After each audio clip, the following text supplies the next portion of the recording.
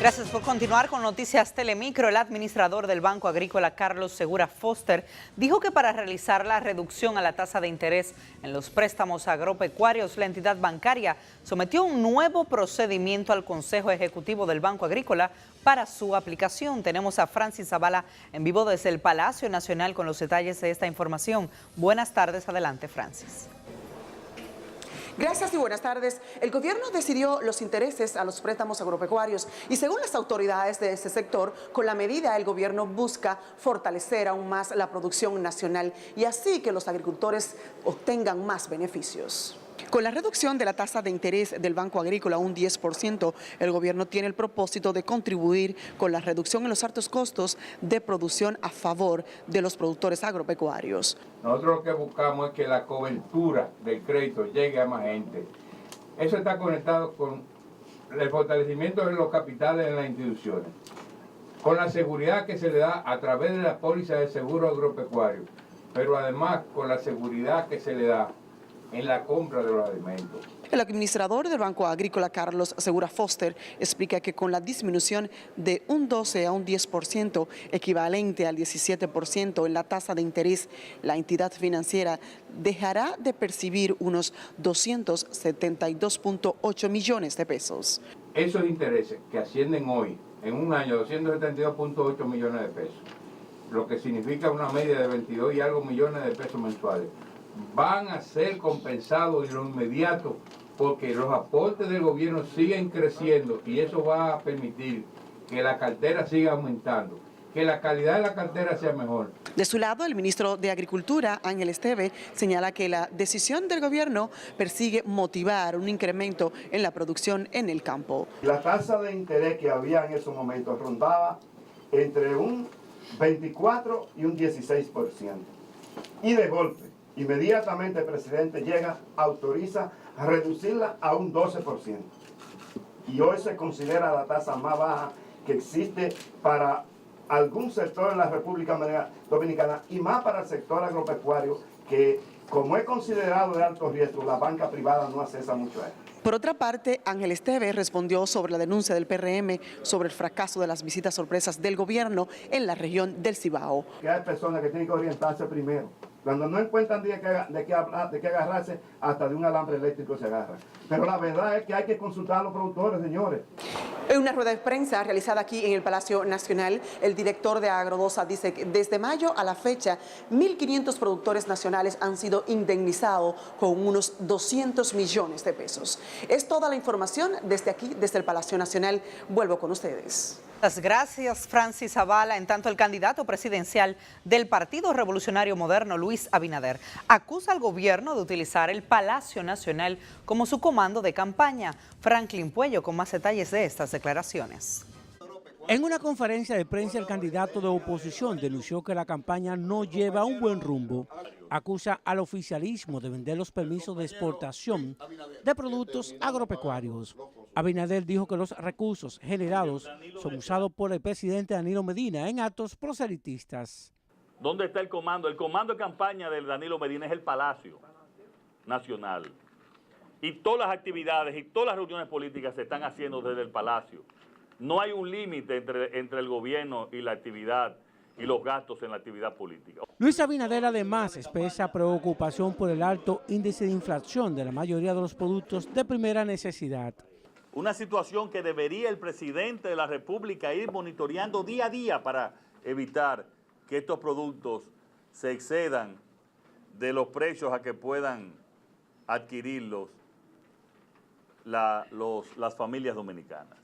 El candidato presidencial del Partido Revolucionario Moderno entiende que debido a esos errores que comete la actual administración, el país necesita un cambio que según él lo encarna su organización. Franklin Puello, Noticias Telemicro. El vicepresidente ejecutivo de la Cámara Americana de Comercio, William Malamud, calificó este martes el contrabando y el comercio ilícito de mercancías como una competencia desleal para el sector empresarial que debe pagar impuestos por la entrada de sus productos. William Malamud exhortó a las autoridades a redoblar los esfuerzos para impedir la entrada de mercancías ilícitas al país. Estamos hablando de productos que lleguen al país sin pagar impuestos, y cuando estamos hablando de productos como cigarrillos y bebidas alcohólicas donde hay impuestos, hay muchos impuestos por encima de los impuestos normales, esto crea un incentivo grande para la importación de productos sin pagar impuestos. William Malamud dijo además que la población se ve afectada con la entrada de estos productos al mercado local, ya que en muchas ocasiones son falsificados. La Confederación de Taxistas Turísticos amenazó con paralizar el transporte en los hoteles, puertos y aeropuertos en rechazo a la entrada de operaciones de la compañía Uber Technologies, tras calificarla como un adefesio al servicio de transportación turístico y general. Argumentó que la empresa opera de manera irregular y al margen de las reglas del transporte y el gobierno. Tenemos que tener un seguro de $1 millón para poder operar. Usted no puede pedir que alguien va a llegar talibanecamente de la noche a la mañana y te va a operar sin ningún tipo de registro, si tú sabes quién es, de dónde viene, y tú tienes que tenerlo todo y nadie dice nada. Porque como ustedes deben de entender, mientras nosotros se nos... Los taxistas llaman al presidente para que intervenga y Uber se vaya del país. Del mismo modo, piden al Instituto Dominicano de las Telecomunicaciones que cancele la página de la compañía. El sistema de transporte público en la provincia de Monte Plata es calificado como un caos y se llamó la atención de la gran cantidad de accidentes que se producen a diario. Nuestro corresponsal Starling Mateo Félix con más detalles.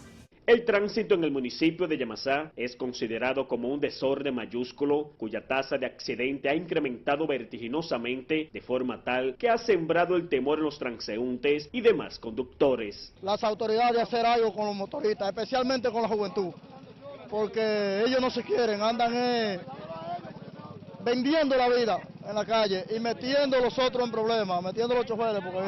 En su mayoría los accidentes son de motocicletas. En menos de 10 minutos de trasladar hacia el Ney Arias Lora a una persona con fracturas en la pierna. Asimismo llegaban más motoristas accidentados, como en el caso de esos dos jóvenes que chocaron con un carro, quedando la motocicleta en mal estado. Detrás de la doble cabina venía el motor, el carro venía adentrando para acá adentro y ahí fue el impacto del motorista. Exceso de velocidad y la irresponsabilidad van de la mano con los conductores que sin importar la vida de los demás circulan en las calles, como en el caso de las dos jóvenes de 15 y 18 años de edad que perdieron la vida al ser embestida por una jipeta conducida por un joven de 25 años de edad bajo los efectos del alcohol. La población entiende que se necesita una campaña efectiva para así lograr disminuir paulatinamente los incrementos de los accidentes en la provincia de Monte Plata.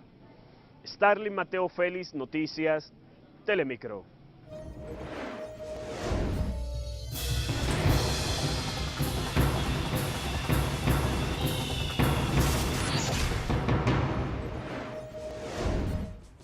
Hoy en las informaciones del mundo, varios enfrentamientos en el estado de Guerrero deja decenas de muertos en México. Nuestra compañera Anabel de la Rosa con esta y otras noticias internacionales. Paso contigo, Anabel. Buenas tardes. Muchísimas gracias, muy buenas tardes. 12 personas perdieron la vida durante un tiroteo ocurrido en un palenque donde se realizaba una pelea de gallos en una localidad del violento estado de Guerrero, en México. Al menos 16 personas murieron en un violento fin de semana en el estado de Guerrero, donde familiares de desaparecidos descubrieron una nueva fosa común cerca de la ciudad de Iguala. Mientras que un tiroteo durante una pelea de gallos la noche del lunes dejó 12 fallecidos en el mismo estado. La Secretaría de Seguridad de la entidad informó que se trató de un enfrentamiento entre dos grupos presentes en el lugar que funciona de forma clandestina. Seguimos en México y es que el presidente mexicano Enrique Peña Nieto anunció que convocará próximamente a un debate amplio y especializado de expertos y la sociedad civil para definir las políticas que seguirá el país en lo que se refiere a una eventual despenalización de la marihuana. La policía de Colombia incautó ayer media tonelada de cocaína escondida en el piso de 2 autobuses que llevaban seguidores de la selección de fútbol a Chile, donde el próximo jueves disputan las eliminatorias para el Mundial de Rusia. Una persona murió y otra resultó herida tras un tiroteo en la Universidad Metodista de Spartanburg, en el estado de Carolina del Sur. De acuerdo con las primeras investigaciones, un policía está involucrado en el tiroteo, que acudió al lugar para investigar una denuncia de robo de un vehículo. Un atentado en la Universidad de Agricultura en Iba, al sur de Yemen, dejó un número indeterminado de muertos y heridos. Los hechos se dieron cuando una mujer kamikaze hizo estallar un cinturón con explosivos en ese centro de estudios. Varios centros hospitalarios en Guatemala han suspendido labores ante la falta de presupuesto e insumos. La población exige una solución inmediata a dicha crisis. Incluso usuarios iniciaron una huelga de hambre para que les den atención médica. Camioneros bloquearon varias rutas en una decena de estados de Brasil, exigiendo la salida del poder de la presidenta Dilma Rousseff, a cuyo gobierno señalan de carecer de legitimidad en medio de la crisis que azota al país. Y organizaciones transportistas de Haití mantienen el paro de labores iniciado el pasado lunes para exigir la derogación de los nuevos impuestos decretados por el gobierno de Michel Martelly. El paro ha sido acatado por el 70% de los trabajadores. El gobierno anunció que derogaría los decretos, cosa que no hizo. Por eso se inició la huelga de los transportistas. Con esto concluimos. Paso contigo, Rafaelina, al set central. Hacia el mundo, gracias Anabel de la Rosa. Nuevamente pausamos a comerciales. Al regreso continúan las inconformidades en la política. Los diputados más renuncian a sus partidos. Ya les contamos.